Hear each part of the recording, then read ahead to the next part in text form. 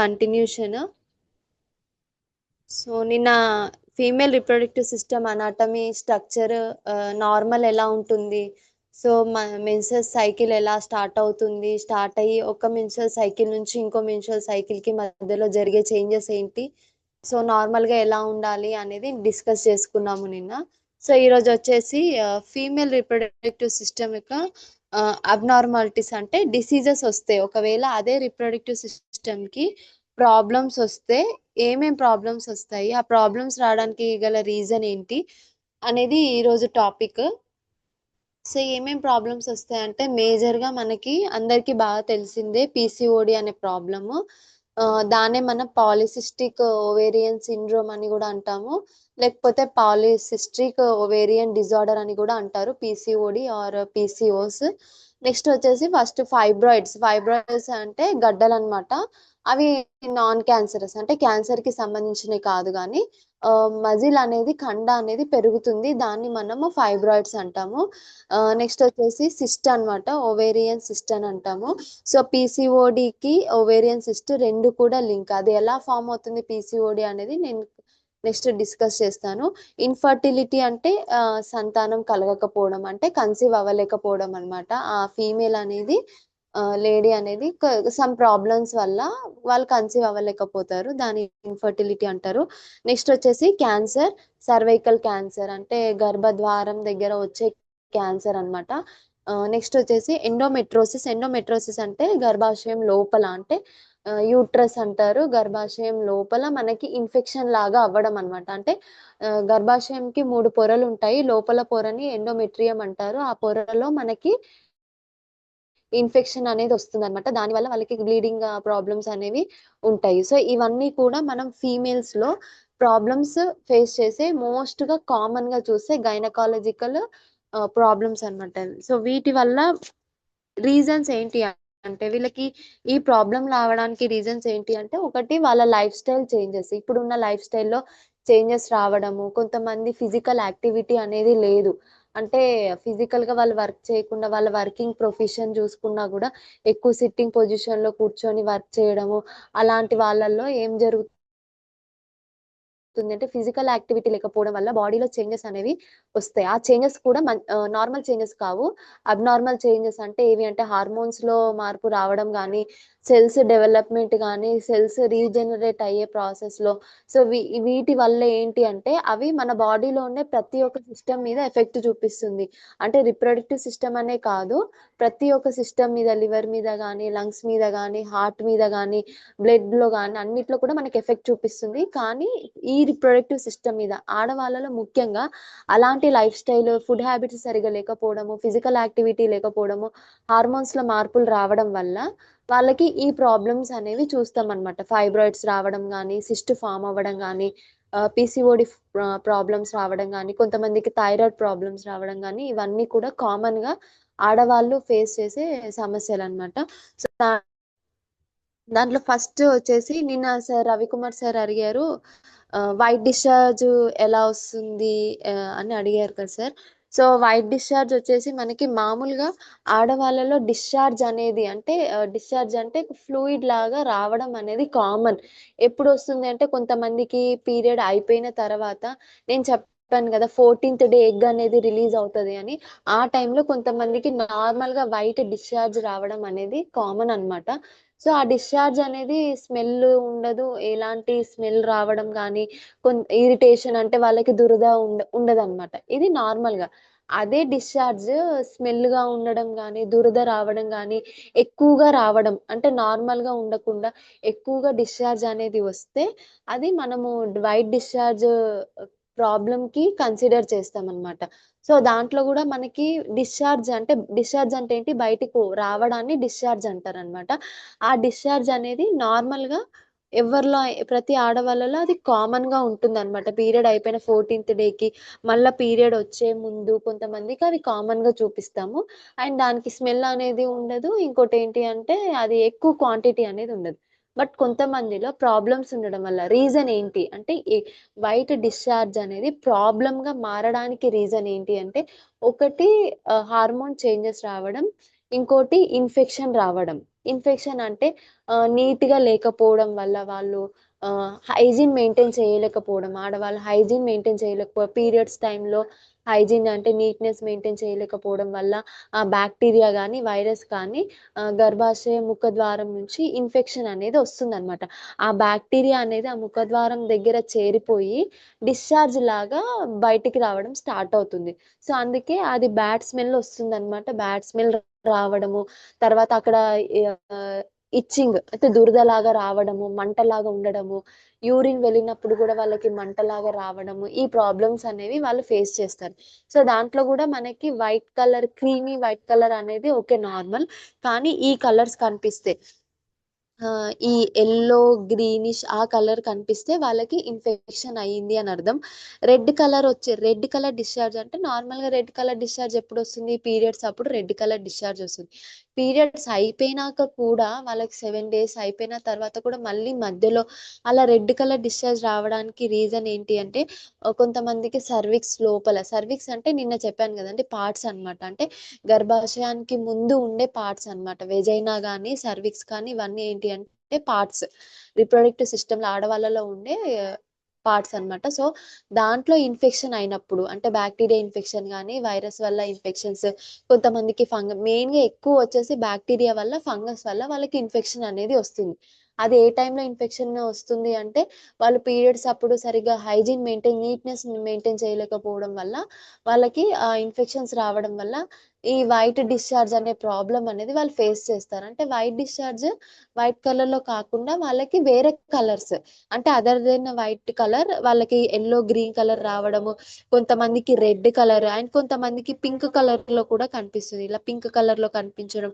ఇంకా గ్రే కలర్‌లో కనిపించింది అంటే కన్ఫర్మ్ చేయొచ్చు. వాళ్ళకి బాక్టీరియాకి సంబంధించిన డిసీజ్ అయితే వచ్చింది. అంటే ఇన్ఫెక్షన్ అయితే వచ్చింది. సో, ఇన్ఫెక్షన్ ఉంటేనే వైట్ డిశ్చార్జ్ అనేది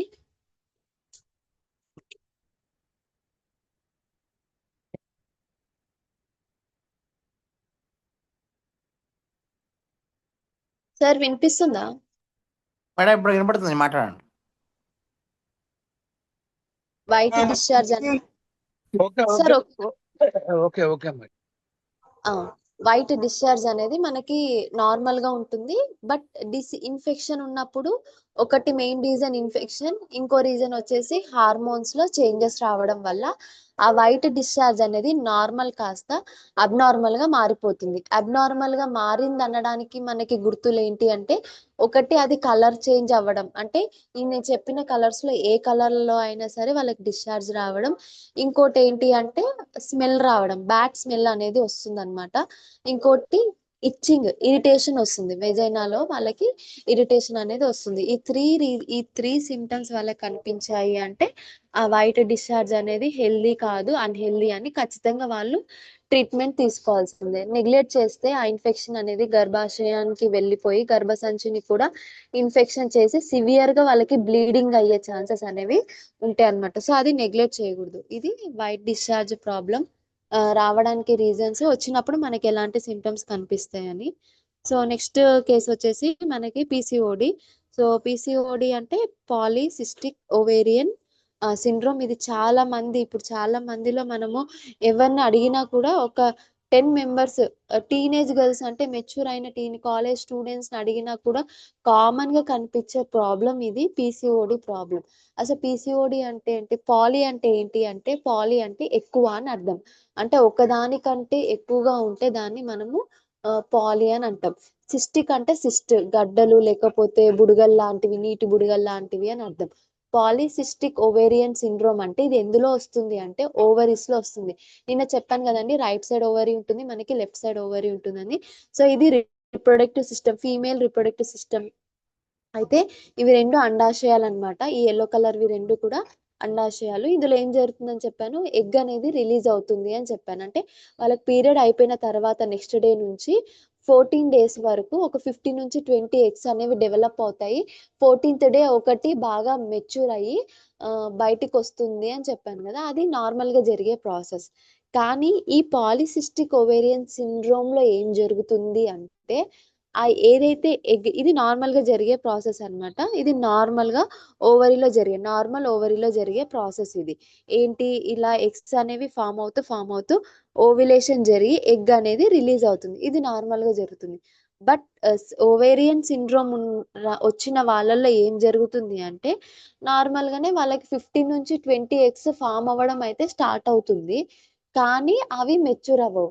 ఏవి కూడా మెచ్యూర్ అవ్వదన్నమాట. ఒక్క ఎగ్ కూడా మెచ్యూర్ అవ్వదు. మెచ్యూర్ అవ్వకుండా అది అలానే ఉండిపోతుంది. ఇమ్మెచ్యూర్ గానే ఉండిపోతుంది. ఇమ్మెచ్యూర్ అంటే ఏంటి అంటే మెచ్యూర్ అవ్వనివి. సో నార్మల్ గా ప్రతి ఒక్క ఆడవాళ్ళలో ఒకటి మెచ్యూర్ అయ్యి 14వ రోజుకి అది రిలీజ్ అయిపోతుంది. స్పెర్మ్ సెల్ తో కలిస్తే ప్రెగ్నెన్సీ అనేది వస్తుంది. పాలిసిస్టిక్ ఓవేరియన్ సిండ్రోమ్ అనే డిసీజ్ ఉన్న వాళ్ళల్లో ఆ ఒక్క ఎగ్ కూడా మెచ్యూర్ అవ్వదు. ఆ 50-20 ఫాలికల్స్ ఏవైతే వచ్చాయో ఎగ్ సెల్స్ అవన్నీ ఇమ్మెచ్యూర్ స్టేజ్ లోనే ఉండిపోయి రిలీజ్ అవ్వకుండా అలానే ఉండిపోతుంది. అది ఒక సైకిల్లో అయితే ఓకే. మళ్ళీ నెక్స్ట్ మంత్ మళ్ళీ అలానే జరుగుతుంది. మెచ్యూర్ అవ్వదు, అవి అలానే ఉండిపోతుంది. అలా అండాశయంలో ప్రతి నెల వాళ్ళకి అది బయటికి రాకుండా అండాశయంలోనే ఉండి ఉండి ఉండి ఏమవుతుందంటే బుడగల్లాగా ఫామ్ అయిపోతుంది అనమాట. ఇలా ఈ బ్లూ కలర్ కనిపించేవన్నీ కూడా ప్రతి నెల వాళ్ళకి అది బయటికి రాదు. మామూలుగా అయితే అది బయటికి వచ్చేసేయాలన్నమాట. ఏదైతే ఎగ్ మెచ్యూర్ అయిందో అది బయటికి రావాలి. ఈ ప్రాబ్లం ఉన్న వాళ్ళకి అది బయటికి రాకుండా అందులోనే ఉండిపోయి బుడగల్లాగా అయి ఇలా మనకంతా ఒక దగ్గరికి వచ్చేస్తుంది. అందుకే వాళ్ళకి దాన్ని ఏమంటారంటే ఆ కేసుని పాలిసిస్టిక్ ఓవేరియన్ సిండ్రోమ్. ఇక్కడ ఒక సిస్ట్ ఉండదు, చాలా సిస్ట్లు ఉంటాయి అన్నమాట. చాలా ఎలా వచ్చాయి అంటే ఏవి కూడా మెచ్యూర్ అవ్వకుండా అలానే ఉన్నాయి కాబట్టి ప్రతి నెల సో అందులోనే ఉండిపోయి మనకి అలానే ఒక నీటి బుడగల్లాగా ఫామ్ అయిపోయి ఈ ఈ ఇమేజ్ లో చూపించినట్టు మనకి అలానే చేరిపోతాయి. దాన్నే మనం పాలిసిస్టిక్ ఓవేరియన్ సిండ్రోమ్ అంటాం. అసలు ఎలా వస్తది? రీజన్ ఏంటి? ఇది రావడానికి మెయిన్ రీజన్స్ సో మెయిన్ గా మనకి ఫస్ట్ నుంచి చెప్పేది hormones. So female reproductive system బాగా పనిచేయాలి అంటే మనకు కావాల్సింది ఏంటి అంటే హార్మోన్స్ అన్నమాట. హార్మోన్స్ అనేది మెయింటైన్ అవ్వడం చాలా ఇంపార్టెంట్. ఈస్ట్రోజన్ కానీ ప్రొజెస్ట్రాన్ కానీ follicle stimulating hormone, luteinising hormone ఇవి 4 కూడా హార్మోన్స్. ఈ హార్మోన్స్ అనేవి మనకి పీరియడ్ వచ్చినప్పుడు రిలీజ్ అవుతాయి. తర్వాత ఎగ్ మెచ్యూర్ అయ్యేటప్పుడు రిలీజ్ అవుతాయి. మెచ్యూర్ అయిన ఎగ్ అండాశయం నుంచి బయటికి రావడానికి యూజ్ అవుతుంది. బయటికి వచ్చిన తర్వాత అది స్పెర్మ్ సెల్ తో కలిసి ఒక ఫర్టిలైజ్డ్ ఎగ్ ఫామ్ అంటే ఒక పిండం లాగా ఏర్పడడానికి హార్మోన్స్ ఉపయోగపడతాయి. లేదు తను అన్మ్యారీడ్ ఉమెన్ ప్రెగ్నెన్సీ ప్లాన్ చేసుకొని విమెన్ లో అయితే ఆడవాళ్ళలో అయితే అది మళ్ళీ బ్లడ్ ఫామ్ లో అంటే మెన్స్ట్రుయేషన్ పీరియడ్ ఫామ్ లో మళ్ళీ ఆ ఎగ్ అనేది బయటికి వెళ్ళేలాగా ఉపయోగపడుతుంది. ఇది నార్మల్ గా హార్మోన్స్ ఇవన్నీ బ్యాలెన్స్ చేస్తాయి. ఏ ఆడవాళ్ళలో అయితే హార్మోన్స్ అనేవి దెబ్బతింటాయో ఇవి జరగడం ఆగిపోయి ఎగ్ మెచ్యూర్ అవ్వదు, రిలీజ్ అవ్వదు, బయటికి రాదు. బయటికి రాకుండా అండాశయంలో ఉండిపోయి గడ్డలాగా ఫామ్ అయిపోయి నీటి బుడగల్లాగా ఫామ్ అయిపోయి ఏమవుతుంది అంటే సిస్ట్ లాగా ఫామ్ అవుతుంది. దాన్నే మనం పాలిసిస్టిక్ ఓవేరియన్ సిండ్రోమ్ అంటాము. కాజెస్ ఏంటి అంటే మెయిన్ గా కొంతమంది వచ్చేసి హెరిడిటరీ ఏంటి అంటే వాళ్ళ పేరెంట్స్ కి ఎవరికైనా ఉన్న జెనెటికల్ గా ప్రాబ్లమ్స్ ఎవరికైనా జీన్స్ అనేవి సరిగా లేకపోవడం, అదే జీన్స్ వాళ్ళ పేరెంట్స్ నుంచి ఆ పిల్లలకి మళ్ళీ ఆ పిల్లల నుంచి వాళ్ళ పిల్లలకి అలా కంటిన్యూ అవుతూ ఫ్యామిలీ హిస్టరీలో ఎవరికైనా పీసీఓడి ప్రాబ్లం అనేది రెగ్యులర్ గా ఉంటే అది నెక్స్ట్ జనరేషన్ అయిన వాళ్ళ పిల్లల్లో కూడా చూస్తాం అన్నమాట.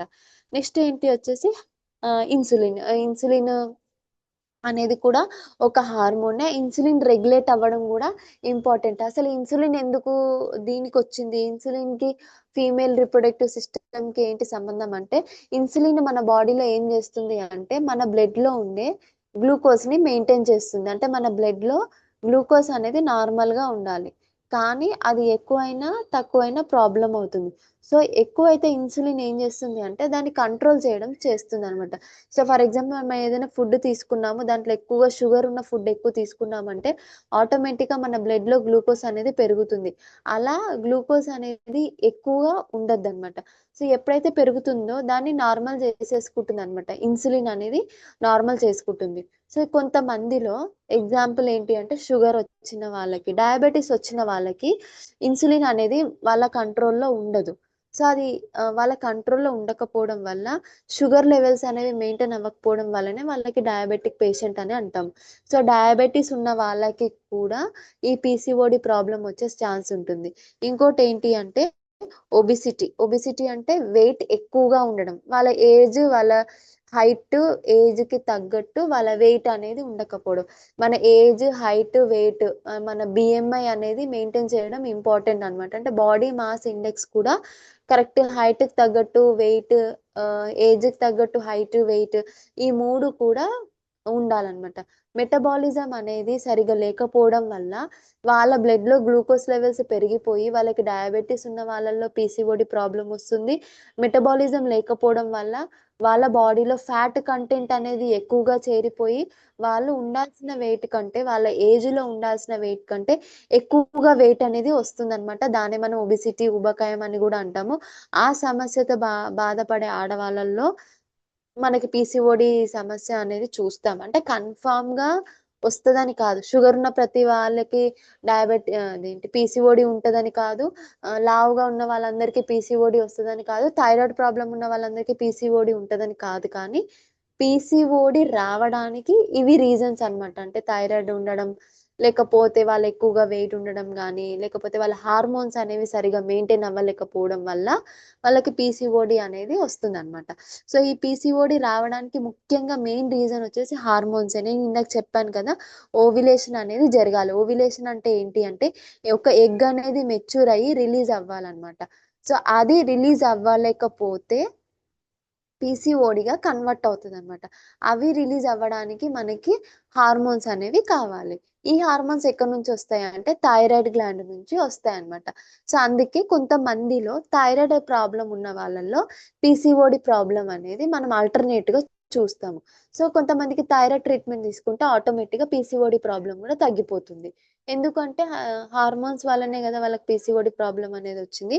సో, తగ్గిపోతుందనమాట. సో, మెయిన్ రీజన్ వచ్చేసి మనకి హార్మోన్ ఇంబాలెన్స్ ఉండడం వల్లనే వాళ్ళకి పీసీఓడి ప్రాబ్లమ్ అనేది వచ్చింది. ఒక పీసీఓడి వచ్చిన వాళ్ళలో ఎలాంటి ప్రాబ్లమ్స్ అంటే ఎలాంటి సైన్స్, సింప్టమ్స్ ఉంటాయి? ఏమేం సమస్యలు ఎదుర్కుంటారు పీసీఓడి ఉన్న వాళ్ళలో అంటే ముఖ్యంగా వాళ్ళకి పీరియడ్స్ అనేవి రెగ్యులర్‌గా ఉండవు. ఇర్రెగ్యులర్ పీరియడ్స్ రావడం గానీ, మిస్సింగ్ పీరియడ్స్ ఉండడం గానీ చూస్తాం. నెక్స్ట్ వాళ్ళ ఫేస్ మీద ఎక్కువగా పింపుల్స్ అనేవి ఉంటాయన్నమాట. నెక్స్ట్ వాళ్ళకి నీరసంగా ఉంటుంది. ఎందుకంటే వాళ్ళు ఏ వర్క్ కూడా కాన్సంట్రేటెడ్‌గా, యాక్టివ్‌గా చేయలేరు. ఏ పనైనా మనం కాన్సంట్రేటెడ్‌గా, యాక్టివ్‌గా చేయాలి అంటే హార్మోన్స్ గూడా ఇంపార్టెంట్ అన్నమాట. మెయిన్‌గా హార్మోన్స్ మన బాడీలో గ్రోత్‌కి, డెవలప్‌మెంట్‌కి ఎలాగైతే ఉపయోగపడతాయో, మనము బాగా యాక్టివ్‌గా వర్క్ చేయడానికి, నీరసంగా ఉండకుండా, బాగా హెల్తీగా, యాక్టివ్‌గా ఉండడానికి హార్మోన్స్ అనేవి ఉపయోగపడతాయి. సో, పీసీఓడీ ఉన్న ప్రతి ఒక్క లేడీలో హార్మోన్ అనేది ఇంబాలెన్స్‌డ్‌గా ఉంటుంది కాబట్టి, వాళ్ళు ప్రతి చిన్న పని చేసిన తర్వాత నీరసం గానీ, అలసట గాని ఉంటుంది. ఇంకోటేంటి అంటే వాళ్ళలో స్కిన్ డిస్కలరేషన్ అంటే వాళ్ళ స్కిన్ మీద డార్క్ ప్యాచెస్ లాగా రావడం, డార్క్ అంటే అంతకుముందు వాళ్ళ స్కిన్ అనేది బావుంటుంది. కానీ ఈ పీసీఓడి ప్రాబ్లమ్ రావడం వల్ల ఫేస్ మీద హెయిర్ రావడం, కొంతమందికి ఫేస్ మీద మీసాలొచ్చినట్టు వాళ్ళకి హెయిర్ ఒస్తదనమాట. ఫేస్ మీదనే ఎక్కువ వాళ్ళ ఫేషియల్ మీద హెయిర్ అనేది అంటే బాయ్స్‌కున్నట్టు వాళ్ళకి హెయిర్ రావడం, చిన్న చిన్న హెయిర్ గ్రోత్ అనేది కనిపిస్తుంది. పింపుల్స్ కనిపిస్తాయి. స్కిన్ మీద అక్కడక్కడ వాళ్ళకి బ్లాక్‌గా ప్యాచెస్ రావడం ఉంటుంది. అంతకుముందు వాళ్ళకి వెయిట్ నార్మల్‌గానే ఉంటుంది. కానీ పీసీఓడీ రాగానే సడెన్‌గా వెయిట్ గెయిన్ అయిపోతారనమాట. సడెన్‌గా వాళ్ళు లావైపోతుంటారు. ఒబెసిటీ లాగా ఒబేస్‌గా అయిపోతుంటారనమాట. తర్వాత వాళ్ళకి మూడ్ చేంజెస్ అంటే వాళ్ళు చిరాగ్గా ఉంటారనమాట. ప్రతి దానికి చిరాకు పడడము, ఇలాంటి చేంజెస్ అనేవి వాళ్ళ బాడీలో జరుగుతుంటది. Hair loss అవుతుంటది. కొంతమందికి హెయిర్ అనేది బాగా పల్చగా అయిపోయి హెయిర్ లాస్ అవ్వడం, ఇలాంటి సింప్టమ్స్ అనేది చెప్తారనమాట. అంటే వాళ్ళు మన దగ్గరకొచ్చినప్పుడు నాకు పీరియడ్స్ సరిగ్గా లేవండి. ఫేస్ మీద ఈ మధ్య పింపుల్స్ బాగా వస్తున్నాయి. వెయిట్ బాగా గెయిన్ అయ్యాను నేను. సో నాకు ప్రతి చిన్న పని చేసినా కూడా నీరసంగా అలసటగా ఉంటుంది. అప్పట్లాగా నేను యాక్టివ్‌గా చేయలేకపోతున్నాను. అలాంటి సింప్టమ్స్ చెప్పి ఏ లేడీ అయినా మనకి కంప్లెయింట్ చేసినప్పుడు సో మనం కొంచెం కన్ఫర్మ్ చేసుకోవచ్చు వాళ్ళకి పీసీఓడి ప్రాబ్లమ్ గాని, థైరాయిడ్ ప్రాబ్లమ్ గాని రెండిట్లో ఏదన్నా ఉంది అని మనం కన్ఫర్మ్ చేసుకొని మనము మన సప్లిమెంట్స్ ఇస్తే వాళ్ళకి ఆ సింప్టమ్స్ అనేవి నిదానంగా తగ్గడం అనేది స్టార్ట్ అవుతుంది. ముఖ్యంగా మన దగ్గరున్న సప్లిమెంట్స్ ప్రతీది అంటే లేడీస్‌కి సంబంధించి విమెన్ హెల్త్ గాని, మెన్స్ట్రుయల్ లేడీ కేర్ గాని, ఫెమినైన్ డ్రాప్స్ గాని ఇవన్నిట్లో కూడా ఫస్ట్‌ది మనకు పాయింట్ ఏముంటుందంటే హార్మోన్ బ్యాలెన్స్ అనే ఉంటుంది. ఎందుకంటే హార్మోన్ ఇంబాలెన్స్ అయితేనే ఈ ప్రాబ్లమ్స్ అనేవి కనిపిస్తాయన్నమాట. ఇన్‌ఫర్టిలిటీ ప్రాబ్లమ్ అయినా కావచ్చు, పీసీఓడీ ప్రాబ్లమ్ అయినా కావచ్చు, ఇందాక నేను చెప్పిన వెజైనల్ డిశ్చార్జ్ అదే వైట్ డిశ్చార్జ్ అయినా కావచ్చు. ఏవైనా కూడా చేంజ్ రావడానికి ముఖ్యంగా హార్మోన్ చేంజెసే. సో, ప్రతి సప్లిమెంట్‌లో మీరు చూస్తే ప్రతి దాని యొక్క యూజెస్‌లో హార్మోన్ బ్యాలెన్స్ అనే కనిపిస్తది. హార్మోన్‌ని మెయిన్‌గా బ్యాలెన్స్ చేసుకుంటే మిగతావన్నీ ఆటోమేటిక్‌గా సెట్ అయిపోతాయన్నమాట. ఇవి సింప్టమ్స్ అన్నమాట. ఒక ఆహ్, పర్సన్‌లో ఒక లేడీలో ఇలాంటి సింప్టమ్స్ అనేవి కనిపిస్తే వాళ్ళు ఎవరు కూడా నెగ్లెక్ట్ చేయొద్దు. నెగ్లెక్ట్ చేశాము అంటే ఆ పీసీఓడీ ప్రాబ్లమ్ అనేది పెరిగిపోయి ఓవేరియన్ సిస్ట్‌గా కన్వర్ట్ అయిపోయి అది పెద్ద ట్యూమర్ లాగా అంటే పెద్ద గడ్డలాగా ఫార్మ్ అయిపోతుంది. మనకు తెలియకుండానే మన బాడీలో అది గడ్డలాగా ఒక కణితలాగా ఫార్మ్ అయిపోయి లాస్ట్ సర్జరీ వరకు ఎళ్ళిపోతామనమాట. సో, ఆ కేస్ వరకు రాకుండా ఉండాలంటే ఇలాంటి చేంజెస్ ఏమైనా మనలో కనిపిస్తే సో, అంతకుముందు బానే ఉన్నాము. కానీ సడెన్‌గా ఇలాంటి చేంజెస్ ఏమైనా వచ్చాయి అంటే, మనం నెగ్లెక్ట్ చేయొద్దు. మన సప్లిమెంట్స్ యూజ్ చేస్తే ఏమవుతుందంటే, ఆ హార్మోన్స్ అన్నీ బ్యాలెన్స్ అయిపోయి ఆటోమేటిక్‌గా ఈ ప్రాబ్లమ్స్ అనేవి నిదానంగా తగ్గడం స్టార్ట్ అవుతుంది. ఎవరైనా ఈ కంప్లెయింట్స్‌తో మన దగ్గరకొచ్చినప్పుడు కూడా మనం నెగ్లెక్ట్ చేయకుండా మన సప్లిమెంట్స్ సజెస్ట్ చేస్తే, వాళ్ళకి ఇవన్నీ కూడా సబ్సైడ్ అయిపోతాయన్నమాట ఈ ప్రాబ్లమ్స్. సో, ఇది సింప్టమ్స్ అన్నమాట. సో, ఒక కేస్‌లో మనం తీసుకుంటే ఈ సింప్టమ్స్ అనేవి మనం చూస్తాము. పీసీఓడీ ప్రాబ్లమ్‌లో ఉండే వాళ్ళకి ఈ సింప్టమ్స్ అంటే రెగ్యులర్‌గా పీరియడ్స్ రాకపోవడం గాని, సో, అలాంటివన్నీ చూస్తామనమాట. మెయిన్‌గా వచ్చేసి పీరియడ్ ప్రాబ్లమ్ అనేది ఉంటుంది. సో, ఇదనమాట ఓవరాల్‌గా వాళ్ళకి హెయిర్ లాస్ రావడం గాని, అబ్డామినల్ పెయిన్ రావడం ఇవన్నీ చూస్తాము. సో, దీనికి ట్రీట్మెంట్ ఏంటి అంటే ట్రీట్మెంట్ ఏం లేదు. మెయిన్‌గా వచ్చేసి లైఫ్ స్టైల్. సో, రావడానికి మెయిన్ రీజన్ ఏంటి అంటే వాళ్ళలో లైఫ్ స్టైల్ స్టార్టింగే చెప్పాను గదా!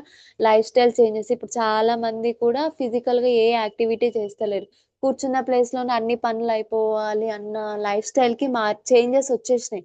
ఎందుకంటే జనరేషన్ అలా ఉంది. అప్పుడైతే ఏదైనా గూడా మనం ఫిజికల్ యాక్టివిటీ చేసేవాళ్ళు. కానీ ఇప్పుడు అలా లేదు కదా! సో, మనం గూడా జనరేషన్ తగ్గట్టు, ట్రెండ్‌కి తగ్గట్టు మనం గూడా అలా ఫాలో అవ్వాల్సొస్తుంది కాబట్టి, ఫిజికల్ యాక్టివిటీ అనేది అప్పట్లో ఒక 10 ఇయర్స్ బ్యాక్ కంపేర్ చేసుకుంటే, ఇప్పుడు ఆ ఫిజికల్ యాక్టివిటీ అనేది లేకపోవడం వల్ల ఆహ్, హార్మోన్స్ చేంజెస్ అనేవి వస్తున్నాయన్నమాట. ఫిజికల్ యాక్టివిటీ అనేది ఖచ్చితంగా ఉండాలి. అండ్ మన ఫుడ్ హ్యాబిట్స్‌ని కూడా మనం చేంజ్ జేసుకోవాలి.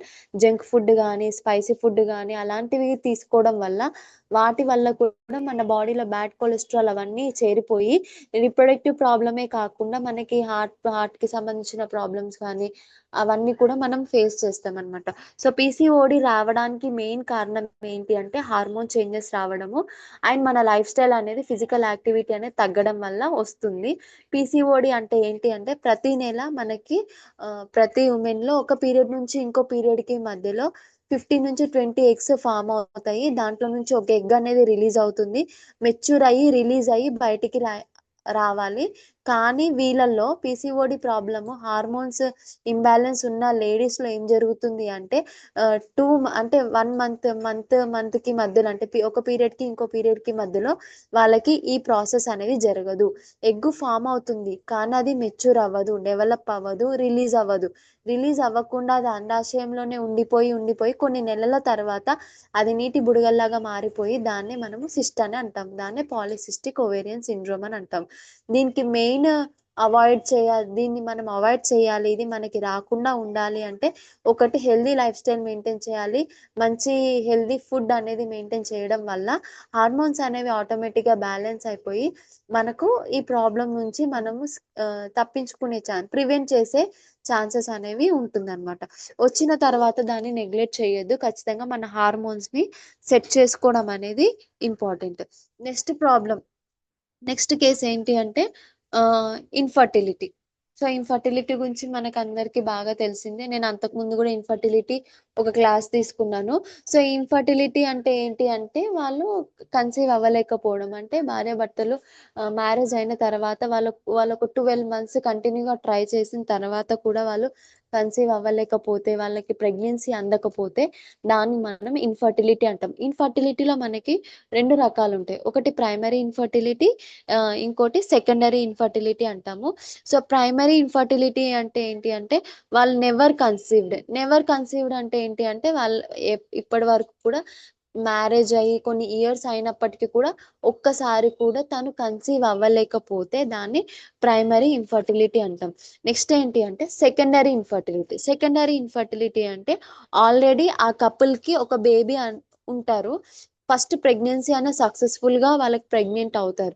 బట్ సెకండ్ టైం ప్రెగ్నెంట్ అవ్వడానికి వాళ్ళు ప్రాబ్లమ్స్ అనేవి ఫేస్ చేస్తే, అంటే సెకండ్ ప్రెగ్నెన్సీ అనేది అవ్వలేకపోతే దాన్ని మనం సెకండరీ ఇన్ఫర్టిలిటీ అంటాం అనమాట.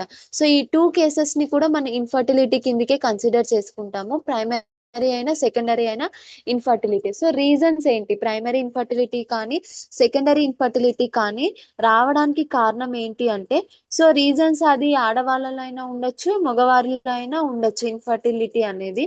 సో ముఖ్యంగా మనము ఎవరిలో చూస్తాము అంటే మెయిన్ గా 70% మనము ఫీమేల్స్ లోనే చూస్తాం అనమాట. ఒక 30% మనం మేల్స్ లో చూస్తాము. సో మేల్స్ లో ఏంటి అంటే ఒకటే ప్రాబ్లం వాళ్ళకి ఏంది అంటే హార్మోన్స్ ప్రాబ్లం ఉండడం వల్ల వాళ్ళకి స్పెర్మ్ కౌంట్ ఉంటుంది కదా, వీర్య కణాల కౌంట్ అనేది ఉంటుంది కదా, ఆ కౌంట్ తగ్గడం. కొంతమందిలో కౌంట్ బాగుంటుంది కానీ ఆ వీర్య కణాలు సెల్స్ ఉంటాయి కదా యాక్టివ్ గా ఉండవు అనమాట, అంటే హెల్దీగా ఉండవు. సో ఎలాగైతే నేను నిన్న చెప్పాను కదా మనకి ఫీమేల్స్ లో ఎగ్ అనేది 24 mm సైజ్ అనేది ఉంటేనే వాళ్ళకి ప్రెగ్నెన్సీ అందుతుందని, అలానే మగవారిలో కూడా ఏదైతే స్పర్మ్ సెల్స్ ఉంటాయో అవి కూడా వాటి యొక్క క్వాంటిటీ ఇంపార్టెంటే. అంటే 1 ml వీర్యంలో ఇన్ని సెల్స్ ఉండాలి అనేది ఉంటుంది అనమాట. ఆ సెల్స్ అనేవి కౌంట్ కరెక్ట్ గా ఉండాలి. ఇంకోటి ఏంటి అంటే ఏదైతే ఒక సెల్ అనేది ఉంటుందో ఆ సెల్ అనేది హెల్దీగా ఉండాలన్నమాట. ఎలాంటి ప్రాబ్లమ్స్ అనేవి ఉండద్దు. వాటి యొక్క మూమెంట్ కూడా ఇంపార్టెంటే. ఎందుకంటే నిన్న నేను మీకు చెప్పాను కదా మామూలుగా అయితే ఎగ్ అనేది రిలీజ్ అవుతుంది. ఆ ఎగ్ రిలీజ్ అయ్యి అండాశయం నుంచి ఎక్కడికి రిలీజ్ అవుతుందంటే,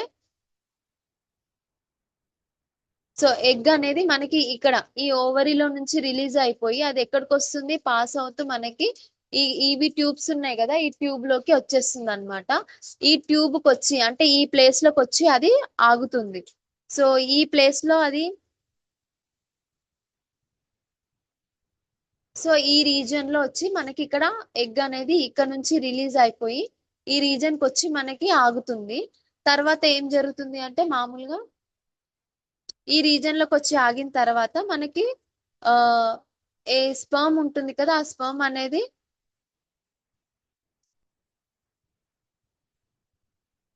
అనేది మనకి నెక్స్ట్ ఆ రీజన్ లో ఎక్కడైతే వచ్చి ఎగ్ ఆగుతుందో అక్కడికి వచ్చి మనకి ఫర్టిలైజ్ అయ్యి పిండంగా ఏర్పడుతుంది అనమాట. సో అది పిండంగా ఏర్పడాలి అంటే స్పర్మ్ అనేది బాగా మూవ్ అవ్వాలన్నమాట. సో అది గర్భాశయంలో నుంచి పాస్ అవుతూ అది మూవ్ అవుతేనే మనకి ఫర్టిలైజేషన్ జరిగి బేబీ డెవలప్ అవ్వడానికి, అంటే ఒక అండం అనేది పిండం అనేది ఏర్పడడానికి ఉపయోగపడుతుంది. సో అది దాని మూమెంట్ కూడా ఇంపార్టెంటే. సో వీర్యం యొక్క కణం యొక్క క్వాంటిటీ, అంటే వాటి యొక్క క్వాంటిటీ ఇంపార్టెంటే, రిలీజ్ అయ్యే పద్ధతి ఇంపార్టెంటే, దాని తర్వాత దాని లోపల ఉండే హెల్దీ నేచర్ ఉండాలి, అవి బాగా కదలాలన్నమాట. ఈ కదలికలు ఇవన్నీ కూడా మెయిన్ గా మనం మగవారిలో కన్సిడర్ చేసే పాయింట్స్. సో ఈ తక్కువ వాళ్ళల్లో అంటే 30% మాత్రమే ఇన్ఫర్టిలిటీ ప్రాబ్లం అనేది వస్తుంది. సో వాళ్ళకి మామూలుగా హార్మోన్ సప్లిమెంట్స్ ఇస్తే ఒకవేళ వాళ్ళకి ఏదైనా ప్రాబ్లం ఉంటే వాళ్ళకి క్యూర్ అయిపోతుంది. మెయిన్ గా వచ్చేసి 70% ఆడవాళ్ళలోనే ఉంటుంది. ఆడవాళ్ళలో మెయిన్ గా ఏం ప్రాబ్లం ఉంటుంది అంటే వాళ్ళకి ఫస్ట్ పీరియడ్ రెగ్యులర్ గా రాకపోవడం, హార్మోన్ ప్రాబ్లం ఉండడం, పిసిఓడి ప్రాబ్లమ్స్ ఉండడం, ఎగ్ అనేది మెచ్యూర్ అవ్వకుండా రిలీజ్ అవ్వకుండా ఉండడం, అంటే ఓవ్యులేషన్ అనేది సరిగా లేకపోవడం. ఇంకోటి వచ్చేసి ట్యూబ్ బ్లాక్ అవ్వడం. నిన్న నేను చూపించాను కదా, 2 sides, right side left side 2 tubes ఉంటాయి అని, అది అండాశయానికి దగ్గరగా ఉంటుందని. ఆ 2 ట్యూబ్స్ బ్లాక్ అయితే వాళ్ళకి ప్రెగ్నెన్సీ అనేది రాదన్నమాట. ఎందుకు బ్లాక్ అవుతుందంటే కొంతమందికి పుట్టుకతోనే ప్రాబ్లం ఉంటుంది, కొంతమందికి ఏంటి అంటే హార్మోన్స్ ప్రాబ్లం వల్లనే వాళ్ళకి ఆ ట్యూబ్ అనేది బ్లాక్ అవ్వడం ఉంటుంది. నెక్స్ట్ ఏంటి అంటే పీరియడ్స్ రెగ్యులర్ గా రాకపోవడం కూడా ఒకటి హార్మోన్ రీజనే. థైరాయిడ్ ప్రాబ్లం ఉండడము, డయాబెటీస్ ఉండడం అంటే షుగర్ ఉండడం వాళ్ళకి, నెక్స్ట్ వచ్చేసి వాళ్ళకి ఒబిసిటీ ఉండడము. ఈ అన్ని రీజన్స్ వల్ల వాళ్ళకి హార్మోన్స్ అనేవి ఎఫెక్ట్ అయ్యి అది వాళ్ళ ఫీమేల్ రిప్రొడక్టివ్ సిస్టమ్ మీద ఎఫెక్ట్ చూపించి ఎగ్ రిలీజ్ అవ్వకుండా ఉండడం కానీ, రిలీజ్ అయిన ఎగ్ సైజు కూడా సరిగ్గా లేకపోతే కూడా వాళ్ళకి ప్రెగ్నెన్సీ అనేది రాదు. ఆ సైజు బాగా రాలేకపోవడానికి కారణం కూడా హార్మోన్ ఇంబ్యాలెన్స్ ఉండడం, హార్మోన్స్ అనేవి సరిగ్గా లేకపోవడం. ఈ కారణాల వల్ల మెయిన్ గా ఫీమేల్స్ లోనే 70% ఇన్ఫర్టిలిటీ ప్రాబ్లం అనేది ఫేస్ చేస్తున్నారు అనమాట. సో మెయిన్ రీజన్ ఏంటి అంటే హార్మోన్స్. హార్మోన్ ఇవే ఇంపార్టెంట్. ఇవి బ్యాలెన్స్ అవ్వాలి అంటే ఫిజికల్ యాక్టివిటీ ఉండాలి, థైరాయిడ్ లెవెల్స్ అనేవి నార్మల్ గా మెయింటైన్, ఎవరికైతే థైరాయిడ్ ప్రాబ్లం ఉంటుందో, ఎవరికైతే డయాబెటీస్ ఉంటారో షుగర్ లెవెల్స్ కూడా నార్మల్ మెయింటైన్ చేసుకోవడం కూడా ఇంపార్టెంట్ అనమాట. సో ఈ రీజన్స్ వల్లనే డైరెక్ట్ కానీ ఇండైరెక్ట్ గా కానీ వాళ్ళ ఎగ్ అనేది సరిగా రిలీజ్ అవ్వకుండా చేస్తుంది అనమాట. రిలీజ్ అయినా కూడా సైజు సరిగ్గా లేకపోవడం, సో దానివల్ల వాళ్ళ ప్రెగ్నెన్సీ అనేది అందదు. ట్యూబ్ బ్లాక్ ఉన్న ప్రాబ్లమే, 2 సైడ్స్ ట్యూబ్ అనేవి ఓపెన్ అయి ఉండాలి. ఎందుకంటే అండాశయం నుంచి ఎగ్ అనేది రిలీజ్ అయ్యి ఆ ట్యూబ్ లోనే వచ్చి చేరుతుంది. ఆ ట్యూబ్ దగ్గరికే స్పర్మ్ సెల్ అనేది కూడా, అంటే వీర్యం కూడా ఆ ట్యూబ్ దగ్గరికే వచ్చి కలవాలన్నమాట. ఒకవేళ ట్యూబ్ బ్లాక్ ఉందనుకో, స్పర్మ్ సెల్ రావడానికి ప్లేస్ ఉండదు, అంటే దారి అనేది ఉండదు. బ్లాక్ అయితే ఏది కూడా వెళ్ళలేదు కదా, ట్యూబ్ కూడా బ్లాక్ అయింది అనుకోండి, వీర్య కణం కూడా వెళ్ళలేదు. వెళ్ళకపోవడం వల్ల ఎగ్ రిలీజ్ అయ్యి అక్కడే వెయిట్ చేస్తూ ఉంటుంది. సో అది అక్కడ వెయిట్ చేసి ఏం లాభం, స్పర్మ్ సెల్ వెళ్ళి వీర్యకణం వెళ్ళి కలవకపోతే వేస్ట్. వాళ్ళకి మళ్ళీ నెక్స్ట్ మంత్ పీరియడ్ అనేది యాజ్ యూజువల్ గా వస్తుంది, ప్రెగ్నెన్సీ అనేది రాదు. సో అందుకే ట్యూబ్ బ్లాక్ ఉంటే కూడా, సో నిన్న సార్ చెప్పినట్టు వేరే పేషెంట్ కి ఎవరికో ఇచ్చారంటే ట్యూబ్ బ్లాక్ ఉంటే కూడా మన దగ్గర ఉన్న సప్లిమెంట్ వల్ల ట్యూబ్ అనేది ఓపెన్ అయ్యింది అని. సో ట్యూబ్స్ 2 కూడా ఓపెన్ అవ్వడం ఇంపార్టెంట్. కొంతమందిలో 1 సైడ్ ట్యూబ్ అనేది బ్లాక్ ఉంటుంది. సో 1 సైడ్ ట్యూబ్ బ్లాక్ ఉన్నా కూడా ఏం కాదు. సో వాళ్ళకి నెక్స్ట్ మంత్ కానీ ఆ నెక్స్ట్ మంత్ ఏదో ఒక మంత్ లో బ్లాక్ లేని ట్యూబ్ దగ్గర నుంచి ఎగ్ వచ్చి ఆగింది అనుకోండి, ప్రాబ్లం ఏమి ఉండదు, వాళ్ళు కన్సీవ్ అనేది అవుతారనమాట. సో వాళ్ళు కన్సీవ్ అవ్వాలి అంటే ముఖ్యంగా ఫస్ట్ వాళ్ళకి పీరియడ్ రెగ్యులర్ గా ఉండాలి, ఎగ్ రిలీజ్ అవ్వడం ఇంపార్టెంట్, అంటే ఎగ్ మెచ్యూర్ అవ్వడం ఇంపార్టెంట్, మెచ్యూర్ అయిన ఎగ్ రిలీజ్ అవ్వడం ఇంపార్టెంట్, రిలీజ్ అయిన ఎగ్ ట్యూబ్ లోకి రావడం ఇంపార్టెంట్, ట్యూబ్స్ అనేవి ఓపెన్ అవ్వడం ఇంపార్టెంట్. ఇవన్నీ కూడా జరిగితేనే వాళ్ళకి హెల్దీ ప్రెగ్నెన్సీ అనేది వచ్చే ఛాన్స్ ఉంది. కొంతమందికి అన్హెల్దీ ప్రెగ్నెన్సీ వస్తుంది, లైక్ అబార్షన్స్ అయిపోతాయి. 3rd మంత్ లో అబార్షన్స్ అవ్వడం, 4th మంత్ లో అబార్షన్స్ అవ్వడం, ఎగ్ సైజు సరిగా లేకపోవడం వల్ల వాళ్ళకి ఏంటి అంటే ఫాల్, గర్భం పొలుసుల గర్భం అంటారు, అంటే వాళ్ళకి ఫీటల్ హార్ట్ రేట్ ఉండదు, అంటే ఒక మాంసం ముద్దలాగానే ఫామ్ అవుతుంది, అంటే వాళ్ళకి ఒక మాంసం ముద్ద అంటే ప్రెగ్నెన్సీ లానే ఉంటుంది. వాళ్ళు టెస్ట్ చేసుకుంటే కిట్ లో 2 లైన్స్ అనేవి వస్తాయి, అది నార్మల్ ప్రెగ్నెన్సీ కిందకి, అంటే వాళ్ళు ప్రెగ్నెంట్ అని అనుకుంటారు, కానీ టెస్ట్ చేస్తే వాళ్ళకి హార్ట్ రేట్ రాదు, బేబీ హార్ట్ రేట్ అని రాదనమాట. ఏంది అంటే అది అన్హెల్దీ ప్రెగ్నెన్సీ, అంటే అది ప్రెగ్నెన్సీ కిందికి కాదు, అది జస్ట్ ఒక మాంసం ముద్ద అనేది ఏర్పడింది. ఇది రావడానికి రీజన్ కూడా హార్మోన్ ఇంబ్యాలెన్స్ ఉండడం వల్లనే జరుగుతుంది అనమాట. సో ఇవన్నీ కూడా ఇన్ఫర్టిలిటీ రీజన్స్ అన్నమాట, ఇన్ఫర్టిలిటీ రావడానికి కారణం.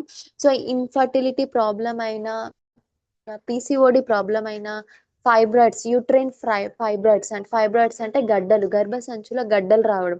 ఎలా వస్తుంది అంటే మజిల్ అనేది, అంటే కండ అనేది పెరగడం అనమాట. ఎందుకు పెరుగుతుంది అంటే హార్మోన్సే. దీనికి కారణం కూడా హార్మోన్ ఎఫెక్టే.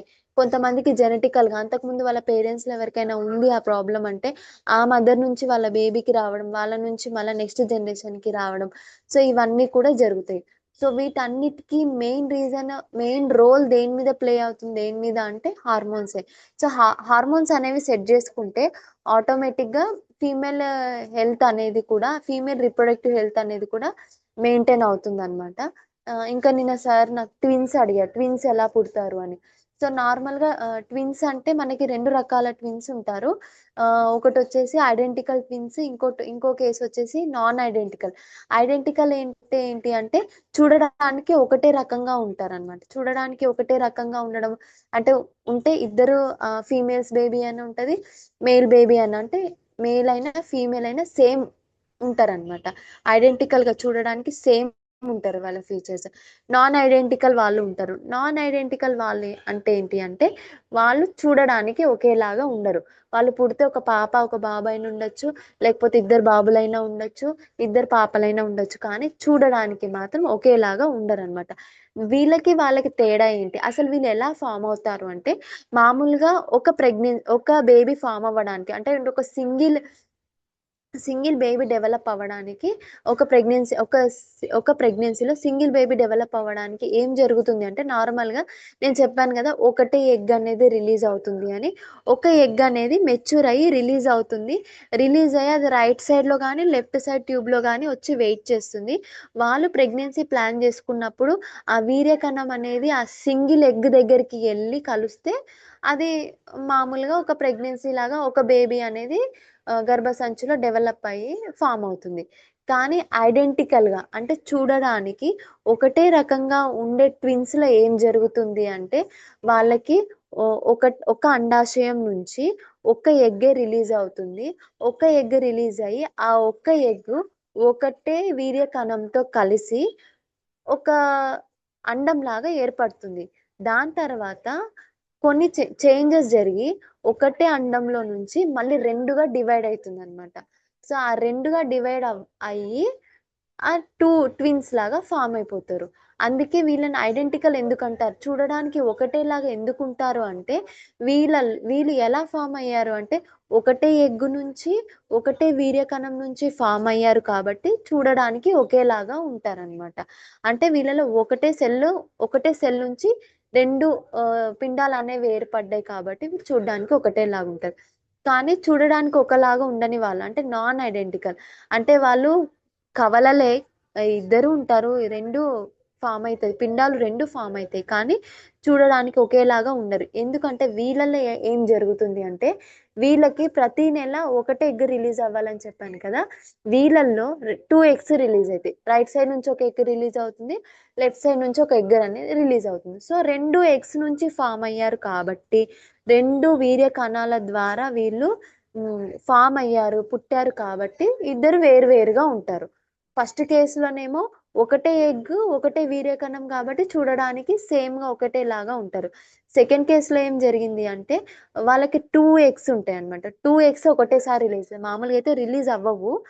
కానీ వీళ్ళల్లో రిలీజ్ అవ్వడం వల్ల మేబీ గాడ్ వాళ్ళకి గిఫ్ట్ ఇవ్వడమో ఏదో ఒక ప్రాసెస్ ద్వారా హార్మోన్స్‌లో చేంజెస్ రావడం వల్ల వాళ్ళకి 2 ఎగ్స్ అనేవి రిలీజ్ అవుతాయి. అదే మంత్‌లో 2 ఎగ్స్ రిలీజ్ అవ్వడం, అదే మంత్‌లో వాళ్ళు ప్రెగ్నెన్సీ ప్లాన్ చేసుకున్నారనుకోండి, స్పెర్మ్ సెల్స్ అయితే వీర్యకణం అనేది ఎగ్ దగ్గరికి అదే రిలీజ్ అయిన 2 ఎగ్స్ ఉంటాయి కదా! 2 ఎగ్స్ దగ్గరికన్నీ వెళ్ళిపోయి అవేమవుతున్నాయంటే ఒక పిండంలాగా ఫార్మ్ అయిపోతుంది. 2 పిండాలు ఫార్మ్ అయిపోయి గర్భసంచిలోకి వచ్చి ట్విన్స్ లాగా కన్వర్ట్ అయిపోతారు. కాకపోతే వాళ్ళు చూడడానికి ఒకేలాగా ఉండరు. ఎందుకంటే 2 డిఫరెంట్ సెల్స్ నుంచి వచ్చారు గదా! రైట్ సైడ్ నుంచి ఒక సెల్ వచ్చింది. లెఫ్ట్ సైడ్ నుంచి ఒక సెల్ వచ్చింది కాబట్టి వాళ్ళు చూడడానికి ఒకటేలాగా ఉండరనమాట. సో, మెయిన్‌గా ట్విన్స్ రావడానికి ఒక కారణం ఏంటి అంటే జెనెటికల్ అంటే వాళ్ళ జీన్స్ కొంతమందిలో ఫ్యామిలీ మెంబర్స్ నుంచి ఆ జీన్స్ అనేది క్యారీ అవుతూ ఉంటదనమాట. అంటే వాళ్ళ పేరెంట్స్‌కి ఎవరికైనా ట్విన్స్ ఉన్నారనుకోండి, ఆ బేబీ ట్విన్ ఉంటుంది కదా! ఆ బేబీ ట్విన్ నుంచి ఆ జనరేషన్‌లో మళ్ళీ ఒక జీన్ అనేది ఫార్వర్డ్ అవుతుంది. సో, వాళ్ళలో ఎవరికైనా ఖచ్చితంగా మళ్ళీ ట్విన్స్ ఉంటారు. మళ్ళీ ఆ ట్విన్స్ వాళ్ళు మళ్ళా వాళ్ళ ఫ్యామిలీ నుంచి ట్విన్స్. అలా ఒక ఫ్యామిలీ నుంచి కంటిన్యూ అవుతూ ఒక జీన్ అనేది వాళ్ళలో వాళ్ళ ఫ్యామిలీలో ఆ జీన్స్ అనేది ఉండడం వల్ల వాళ్ళు ప్రెగ్నెన్సీలో ట్విన్స్ రావడం అనేది ఒక ప్రెగ్నెన్సీలో ఖచ్చితంగా వాళ్ళకి ట్విన్స్ అనేది ఏర్పడతారనమాట. ఆ ట్విన్స్ మ్యారేజ్ చేసుకున్న తర్వాత కూడా మళ్ళీ వాళ్ళల్లో ఎవరికైనా ఒకరికి ఇద్దరిలో ఎవరికో ఒకరికి మళ్ళీ ట్విన్స్ పుడతారనమాట. సో, ఈ ట్విన్స్ రావడానికి మెయిన్ కారణం ఏంటి అంటే ఆహ్, హెరిడిటరీ అంటే జెనెటికల్‌గా రావడము. ఇంకోటొచ్చేసి హార్మోన్స్‌లో చేంజెస్ రావడం. సో, మంచి చేంజెస్ అంటే హార్మోన్ చేంజెస్ అంటే ఎగ్ అనేది ఒక ఎగ్ నుంచి 2 రావడం అనేది గ్రేటే. 2 ఎగ్స్ ఒకటేసారి రిలీజ్ అవ్వడం కూడా నార్మల్‌గా జరిగే థింగ్ కాదు. సో, ఒక హార్మోన్‌లో చేంజెస్ రావడం వల్ల వాళ్ళలో ఈ ప్రాసెస్ అనేది జరిగి ట్విన్స్ అనేది ఏర్పడతారనమాట. సో, ఇవండి కేసెస్. మెయిన్‌గా మనకి ఫీమేల్ రిప్రొడక్టివ్‌లో కేసెస్ ఏంటి అంటే PCOD problem, infertility problem, white discharge problems, uterine fibroids అంటే గడ్డలు రావడం. ఇవి మెయిన్‌గా ఫీమేల్స్‌లో మనం చూసే ప్రాబ్లమ్స్ అన్నమాట. దీనికి మెయిన్‌గా ప్రివెంట్ చేయడానికి ఒకటే ఒకటి హార్మోన్స్ అనేవి మెయింటైన్ చేసుకోవడం, బ్యాలెన్స్ చేసుకోవడం, మన బాడీ ఫిజికల్‌గా బాగా యాక్టివ్‌గా మెయింటైన్ చేసుకోవడం, లైఫ్ స్టైల్‌లో మార్పులు తెచ్చుకోవడము, ఫుడ్ హ్యాబిట్స్‌లో చేంజెస్ చేసుకోవడం వల్ల ఆటోమేటిక్‌గా ఇవన్నీ కూడా సెట్ అయితాయి. Okay sir. Thank you sir. Thank you so much. Okay madam. Thank you. బాగా చాలా చక్కగా వివరించారు అందరికీ.